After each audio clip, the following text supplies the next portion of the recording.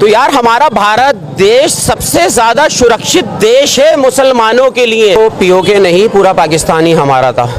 ये तो चंद कांग्रेसी सत्ता के दलालों की वजह से हमारे भारत देश का विभाजन हुआ और एक पाकिस्तान बना दिया है। तो अब मुसलमानों की भी मेंटेलिटी चेंज हो रही है और ये विपक्षी दलों को हजम नहीं हो रहा है कि ये वोट बैंक हमारा था, ये बीजेपी के पास क्यों जा रहा है। तुर्की ने दोस्ती के नाम पर भारत देश के पीठ में छुरा घोंपने का काम किया। दुनिया को ये मैसेज दिया गया कि तुमने धर्म देख के टारगेट करा, हम धर्म बता के तुम्हारे को टारगेट करेंगे। 71 में क्यों नहीं लिया पीओके वापस, सरकार कांग्रेस पार्टी की थी। इस ऑपरेशन सिंदूर को जी मैं आज इस तरह से देख रहा हूँ, जो 2014 से पहले आतंकवादी संगठन और आतंकवादी मानसिकता रखने वालों को जो सरकार पिछली जवाब नहीं दे पाई, इस बार इस 11 साल वाली सरकार ने उन आतंकवादियों को और आतंकवादी मानसिकता रखने वालों को मुंह तोड़ जवाब देने का काम किया है। आज देश की जो देश में प्रेजेंट सरकार है। लेकिन राहुल गांधी तो बार बार कह रहे हैं ना कि प्रधानमंत्री जी ने भारत के सम्मान के साथ समझौता कर लिया, पीओके लेने का वक्त था, काहे नहीं पीओके लिया? पीओके 65 में क्यों नहीं लिया, सरकार कांग्रेस पार्टी की थी। 71 में क्यों नहीं लिया पीओके वापस, सरकार कांग्रेस पार्टी की थी। कारगिल में क्यों नहीं लिया, सरकार कांग्रेस पार्टी की थी।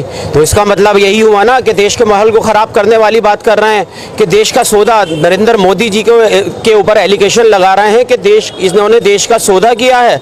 यार हमेशा से तुम झूठे मक्कार, ये जितने भी विपक्षी दल हैं और ख़ासतौर से कांग्रेस पार्टी, इन्होंने हमेशा से देश का सौदा करते आ रहे हैं। जैसे खुद सौदा करते आ रहे थे, ऐसे ही दूसरी पार्टी को भी समझ रहे हैं। ये उस पार्टी से जवाब मांग रहे हैं जिसने इस आतंकवाद को मुंह तोड़ जवाब देने का काम किया है।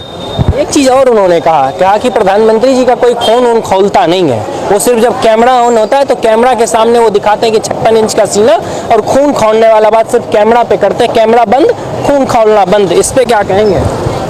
असल में मैं ये कहना चाहता हूँ, ये कांग्रेस पार्टी और अन्य विपक्षी दल इस ऑपरेशन सिंदूर से परेशान यूं हैं ये लोग, क्योंकि अब उन्होंने जितने भी ये जो आतंकवादी अटैक हुआ था, जो 27-28 लोगों को मारा गया था पहलगाम के अंदर, मैं देख रहा हूं देश के अंदर पहली बार इन आतंकवादी संगठनों को और इस पाकिस्तान को मुंह तोड़ जवाब देने का काम किया है हमारे भारत देश की सेना ने और हमारे भारत देश की सरकार ने।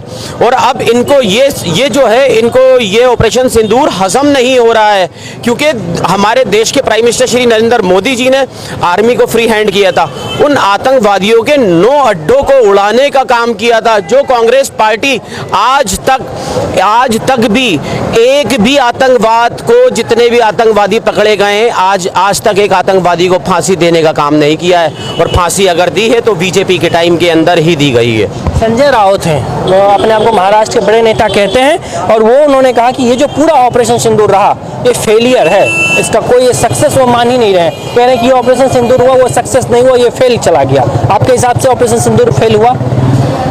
ऑपरेशन जो सिंदूर है, ये असल में बताऊं, ऑपरेशन सिंदूर इसका नाम क्यों रखा गया था? क्योंकि उन आतंकवादी संगठनों ने, उन आतंकवादियों ने जब हमारे पहलगाम के अंदर जब अटैक किया, जो इनोसेंट 27-28 लोगों को मारा गया, कि उन्होंने जब उनको गोली मारी थी तो ये कहा था जाओ नरेंद्र मोदी को बताओ जाकर। तो उनको मतलब एक समुदाय को टारगेट करके मारा गया था। तो प्रधानमंत्री जी ने इस ऑपरेशन का नाम ऑपरेशन सिंदूर रख के ये बताया गया उन आतंकवादियों को ही नहीं, पूरी दुनिया को ये मैसेज दिया गया कि तुमने धर्म देख के टारगेट करा, हम धर्म बता के तुम्हारे को टारगेट करेंगे। और ऑपरेशन सिंदूर के माध्यम से मैं ये कहना चाह रहा हूँ कि हमारे भारत देश का 2% भी नुकसान